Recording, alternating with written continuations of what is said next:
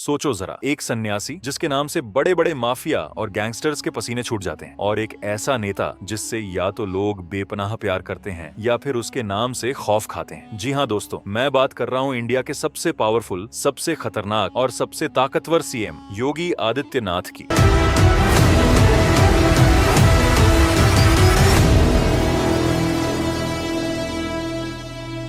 सोचो जरा, इंडिया में 28 स्टेट्स हैं, हर स्टेट का अपना चीफ मिनिस्टर है, लेकिन जब भी कोई पूछता है कि इंडिया का सबसे पावरफुल सीएम कौन है, तो एक ही नाम जुबान पर आता है, योगी। शुरुआत करते हैं गोरखपुर से, एक छोटा सा शहर उत्तर प्रदेश के एक कोने में, जहां 1972 में एक राजपूत घर में एक लड़का पैदा हुआ। नाम रखा गया अजय सिंह बिष्ट। ये वही लड़का है जो आगे जाकर योगी आदित्यनाथ बनेगा। बाप एक फॉरेस्ट रेंजर था, 7 भाई बहन थे घर में, एक आम सा घर, लेकिन इस घर में एक लड़का था। ये लड़का 3 साल की उम्र से ही 3 घंटे रोज पूजा करता था। सूरत हाल यह थी कि दोस्तों के साथ खेलने की जगह यह मंदिर में बैठता था, अपनी दुनिया में खो जाता था। हरिद्वार यूनिवर्सिटी से मैथ्स में ग्रेजुएशन करते करते इस लड़के की मुलाकात हुई महंत अवैधनाथ से। गोरखपुर का गोरखनाथ मंदिर, एक ऐसी जगह जहां लाखों लोग दुआ मांगने आते हैं, और इस मुलाकात ने अजय सिंह बिष्ट को हमेशा के लिए बदल दिया। 1994 में सिर्फ 22 साल की उम्र में अजय ने घर छोड़ दिया और निकल पड़ा एक ऐसी राह पर जो वापस आने की इजाजत नहीं देती। योगी बन गया, महंत बन गया, सन्यास ले लिया। इमेजिन करो कि कोई भी नॉर्मल 22 साल का लड़का क्या करता है, दोस्त बनाता है, करियर बनाता है, मोहब्बत करता है, लेकिन अजय बिष्ट ने सब छोड़ दिया, सिर्फ एक मकसद, धर्मा और शायद पावर के लिए। क्योंकि गोरखनाथ मंदिर कोई आम मंदिर नहीं है, ये एक ऐसी इंस्टीट्यूशन है जिसके पास जमीन है, पैसा है, लाखों फॉलोअर्स हैं, और योगी इस इंस्टीट्यूशन का एयर अपैरेंट बन गया था। 1998 योगी सिर्फ 26 साल के थे। गोरखपुर कॉन्स्टिट्यूएंसी से बीजेपी का टिकट मिला और वो जीत गए। सिर्फ 26 साल की उम्र में मेंबर ऑफ पार्लियामेंट बन गए। भारत की सबसे बड़ी पार्लियामेंट में एक नया चेहरा, सफ्रॉन कपड़े में, तीखा लहजा और आंखों में एक खौफ था। लोग कहते थे ये लड़का ज्यादा नहीं चलेगा, ये बस एक रिलीजियस फिगर है, सियासत में नहीं टिकेगा। 1999 और 2004 में लगातार योगी जीता। फिर 2009 आया। इस बार कांग्रेस की इंडिया में पूरी लहर थी, लेकिन योगी फिर भी जीत गए। फिर 2014 आया मोदी वेव, योगी फिर जीत गया। 2019 मोदी वेव दोबारा, योगी इस बार भी जीत गया। 5 बार लगातार। गोरखपुर ने एक बार भी नहीं सोचा कि किसी और को चुने। यह वफादारी नहीं थी, ये योगी के लिए अकीदत थी। लेकिन पार्लियामेंट में योगी सिर्फ बैठे नहीं थे, वो बोलते थे, और जब बोलते थे तो पूरा हाउस सुनता था, चाहे सुनना चाहता हो या नहीं। कंट्रोवर्शियल बातें, सीधी बातें, ऐसी बातें जो पॉलिटिशियंस बोलने से डरते हैं। हिंदू राष्ट्र, राम मंदिर, एंटी टेररिज्म, ये वही बोल रहे थे जो संघ परिवार के लोग दिल में सोचते थे, लेकिन पब्लिकली कहने से डरते थे। और इसी वजह से वो बीजेपी के अंदर भी कंट्रोवर्शियल भी थे और पॉपुलर भी। 2017 यहाँ से योगी की असली कहानी शुरू होती है। बीजेपी ने यूपी में एक ऐसी जीत हासिल की जो किसी ने सोची भी नहीं थी। 403 में से 312 सीट्स जीती। और अब सवाल था, सीएम कौन होगा? आम लोग सोच रहे थे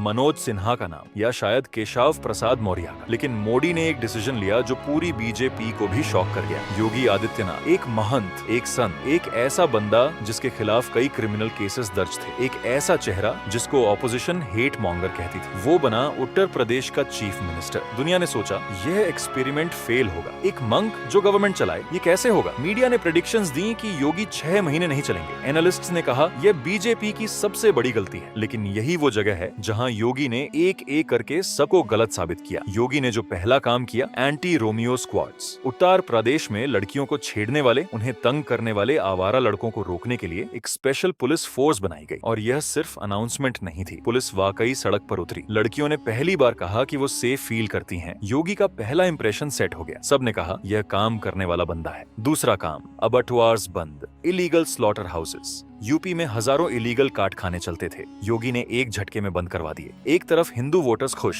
दूसरी तरफ मुस्लिम कम्युनिटी में एंजाइटी। ऑन पोजीशन ने शोर मचाया, लेकिन योगी ने कहा यह सिर्फ हिंदू मुस्लिम का मसला नहीं, यह लॉ एंड ऑर्डर का मसला है। इलीगल काम बंद होगा। लेकिन असली वो चीज आई जो योगी की पहचान बन गई, एनकाउंटर राज। 2017 से आज तक उत्तर प्रदेश में 10,000 से ज्यादा पुलिस एनकाउंटर्स हो चुके हैं। ये कोई छोटी तादाद नहीं है, कई क्रिमिनल्स मारे गए। ऑन पोजीशन ने कहा ये फेक एनकाउंटर्स हैं। ह्यूमन राइट्स ऑर्गेनाइजेशंस ने प्रोटेस्ट किया, इंटरनेशनल मीडिया ने क्रिटिसिज्म की, लेकिन यूपी की पब्लिक ने योगी का साथ दिया और वो दोबारा सीएम बने। सुनो, ये सिर्फ प्रोपेगेंडा नहीं है। 2012 से 2017 तक अखिलेश यादव की सरकार में यूपी में क्राइम की जो स्टेट थी वो नेशनल शर्म की बात थी। मर्डर, रेप ने किडनैपिंग, हर चीज के नंबर्स यूपी में टॉप 3 में थे। बिजनेसमैन लखनऊ छोड़ रहे थे, इन्वेस्टर्स आना बंद हो गए थे। यूपी वाकई एक जंगल राज बन गया था। और योगी ने आते ही एक संदेश दिया, बाहुबली गली का राज खत्म, चाहे वो किसी भी जमात का हो। और यहाँ एक चीज समझो, योगी ने सिर्फ एक कम्युनिटी को टारगेट नहीं किया,